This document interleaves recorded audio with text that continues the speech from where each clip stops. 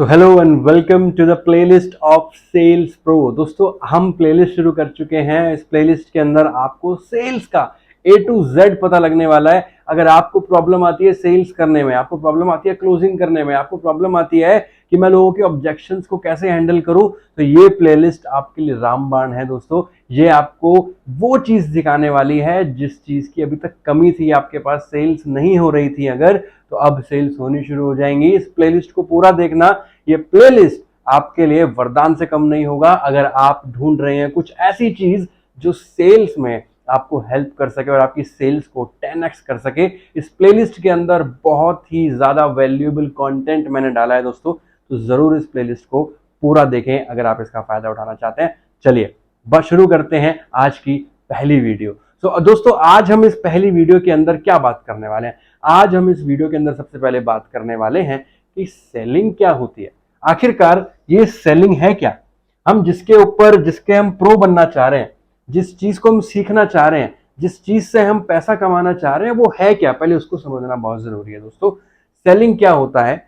Selling simple सी चीज है। जब आप कोई प्रोडक्ट, कोई सर्विस या कोई कॉन्सेप्ट एक जगह से दूसरी जगह, या एक इंसान से दूसरे इंसान पे, या एक ऑर्गेनाइजेशन से दूसरी ऑर्गेनाइजेशन पे, या फिर एक ऑर्गेनाइजेशन से किसी दूसरे इंसान पे जब आप ट्रांसफर करते हैं, उसको सेलिंग बोलते हैं। बहुत सिंपल भाषा में, जब आदान प्रदान होता है, जब पैसों का लेन देन हो रहा है, उसके बदले में कुछ आप प्रोडक्ट, सर्विस या कॉन्सेप्ट दे रहे हैं, उसको सेलिंग बोलते हैं। ठीक है जी, तो ये होता है सेलिंग। अब बहुत सारे लोग कंफ्यूज रहते हैं कि मार्केटिंग और सेलिंग में क्या फर्क है। हम मार्केटिंग करें या सेलिंग करें, क्या मार्केटिंग और सेलिंग एक ही चीज है? नहीं, मार्केटिंग और सेलिंग एक ही चीज नहीं है दोस्तों। मार्केटिंग होती है वो स्ट्रेटजी, वो चीज की जिसके थ्रू आप अपने प्रोडक्ट को कस्टमर तक पहुंचाएंगे। वो क्या स्ट्रेटजी होनी चाहिए, उसको मार्केटिंग बोलते हैं। कि लोग आपको कैसे जानेंगे, लोग आपके बारे में कैसे जानेंगे, कैसे पता करेंगे, ये होती है मार्केटिंग। लेकिन लोगों तक उस प्रोडक्ट को पहुंचाने को सेलिंग बोलते हैं दोस्तों। तो आपको समझ आया कि प्रोडक्ट और सेलिंग में क्या फर्क है। जब लोगों के पास प्रोडक्ट पहुंचेगा, वो प्रोडक्ट कैसे पहुंचेगा, ये क्या करना पड़ेगा उस प्रोडक्ट को पहुंचाने के लिए, उसको सेलिंग बोलते हैं। तो सेलिंग बहुत इंपॉर्टेंट है। जितना ही जरूरी किसी प्रोडक्ट को बनाना है, जितना ही जरूरी किसी प्रोडक्ट को इन्वेंट करना है, उतना ही जरूरी, इवन मैं बोलूंगा उससे भी ज्यादा जरूरी है सेलिंग। क्योंकि प्रोडक्ट बना लिया और सेलिंग नहीं की तो उस प्रोडक्ट के बनाने का कोई फायदा ही नहीं है दोस्तों। अगर ये आप जो फोन आपके हाथ में है, लैपटॉप आपके हाथ में है, जिसके थ्रू आप ये वीडियो देख रहे हैं, ये फोन और लैपटॉप तो बना लिया होता लेकिन सेल नहीं किया होता तो क्या इसका कुछ फायदा था? ये आप तक पहुंच ही नहीं पाता। तो सेलिंग प्रोडक्ट बनाने से भी ज्यादा इंपॉर्टेंट है दोस्तों। तो ये है सेलिंग। मार्केटिंग और सेलिंग में क्या फर्क है मैंने आपको समझाया। चलिए आगे बढ़ते हैं। अब डेफिनेशन ऑफ सेलिंग की बात कर लेते हैं। देखिए, अगर आप इस चीज को समझ गए ना दोस्त, आप अगर सेलिंग के डेफिनेशन को समझ गए, तो फिर आपका आधा काम तो वैसे ही खत्म हो जाएगा। आपकी आधी प्रॉब्लम तो वैसे ही खत्म हो जाएंगी। क्योंकि अभी क्या होता है, लोगों को यही नहीं पता कि सेलिंग क्या होती है। और मैं आपको आज 3 से 4 डेफिनेशंस देने वाला हूं सेलिंग की, जिनको समझ के आप अपने बिजनेस में, अपनी सेल्स में बहुत ज्यादा अच्छा रिजल्ट दिखेंगे सिर्फ इस पहली वीडियो से ही।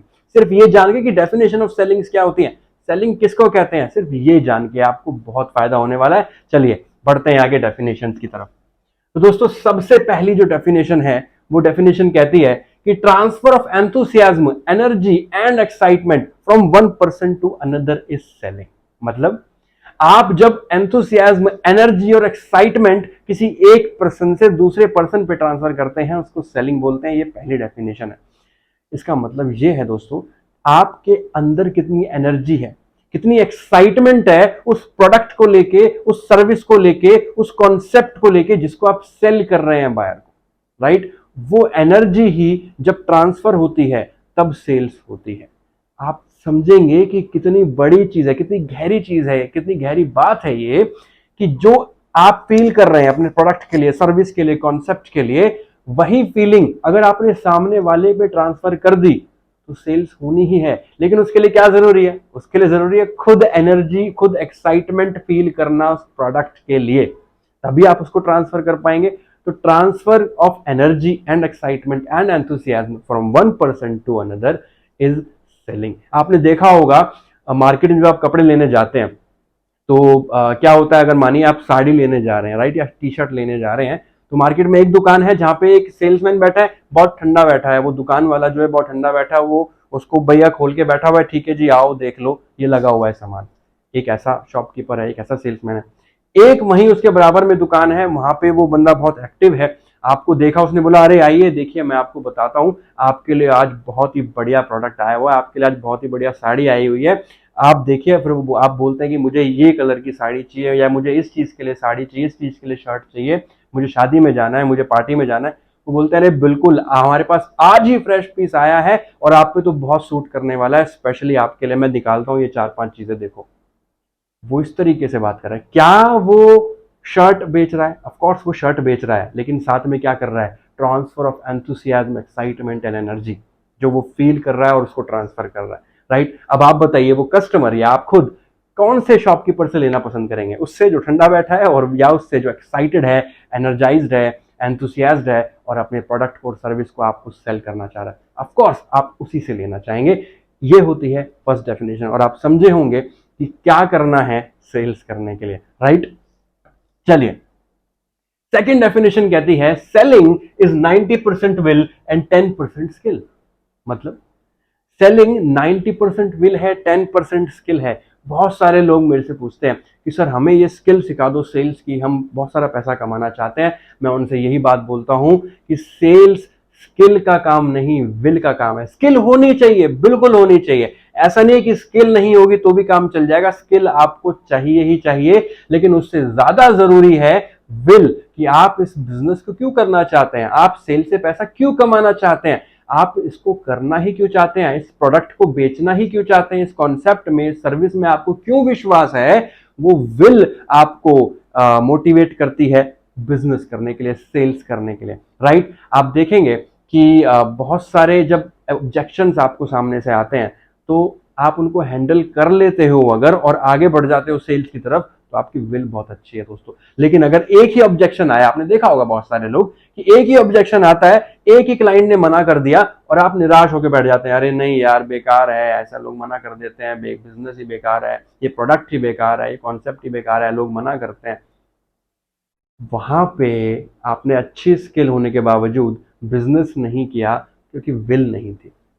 लेकिन जहां आप विल अच्छी होती है तो एक ऑब्जेक्शन आएगा, दूसरा आएगा, तीसरा आएगा, चौथा आएगा, आप चारों पांचों ऑब्जेक्शंस को हैंडल करोगे और एंड में क्लोज करोगे, सेल करोगे। तो इस सेलिंग क्या होती है? 90% विल एंड 10% स्किल। चलिए बढ़ते हैं थर्ड डेफिनेशन पे दोस्तों। थर्ड डेफिनेशन क्या कहती है? Selling is 90% conviction and 10% communication. लोगों को ये वहम है कि सेल्स में बोलना आना चाहिए तभी सेल्स होती है। बिल्कुल आपकी बात सही है कि हाँ ऐसा होना चाहिए, लेकिन क्या सिर्फ बोलने से काम चल जाएगा? नहीं। सेलिंग कन्विक्शन का खेल है दोस्तों। कन्विक्शन क्या होता है? कन्विक्शन होता है कि जब आप अपने प्रोडक्ट पे विश्वास रखते हैं, अपने प्रोडक्ट से ये विश्वास रखते हैं कि जो सामने वाला बायर है जब इसको प्रोडक्ट को खरीदेगा तो इस प्रोडक्ट से उसकी लाइफ में वैल्यू ऐड होने वाली है, उसकी लाइफ में जो प्रॉब्लम है वो खत्म हो जाएगी, या वो जो कुछ अचीव करना चाह रहा है वो उसमें उसको हेल्प मिल जाएगी। अगर ये कन्विक्शन आपके पास है, ये भरोसा आपको अपने प्रोडक्ट पे है, तभी सेलिंग हो पाती है दोस्तों। वरना आप सिर्फ झूठे बातें करोगे, झूठी बातें बोलोगे और सेल्स नहीं हो पाएगी। आप लाख कोशिश करोगे लेकिन सेल्स नहीं होंगे, रिजल्ट अच्छे नहीं आएंगे। लेकिन जहां आपको कन्विक्शन होगा अपने प्रोडक्ट पे, अपनी सर्विस पे, अपनी कंपनी पे, अपने कॉन्सेप्ट पे, तब आप सेल्स कर पाते हैं। कम्युनिकेशन तो अपने आप निकलती है जब कन्विक्शन होती है। कन्विक्शन होगी तो अंदर से बातें निकलेंगी, अंदर से चीजें निकलेंगी, आप अंदर से कनेक्ट करोगे उस सामने वाले से और वो भी भाप जाएगा कि ये इंसान सच बोल रहा है या झूठ बोल रहा है। तो कन्विक्शन होना बहुत जरूरी है दोस्तों, उससे ट्रस्ट बिल्ड होता है और जब ट्रस्ट बिल्ड होता है तो सेल्स होती है, राइट। तो conviction is 90% and communication is 10%। Conviction के साथ जब कम्युनिकेट करोगे तो सेल्स होनी ही है दोस्तों, राइट। चलिए बढ़ते हैं आगे। Now selling is uncovering of the need.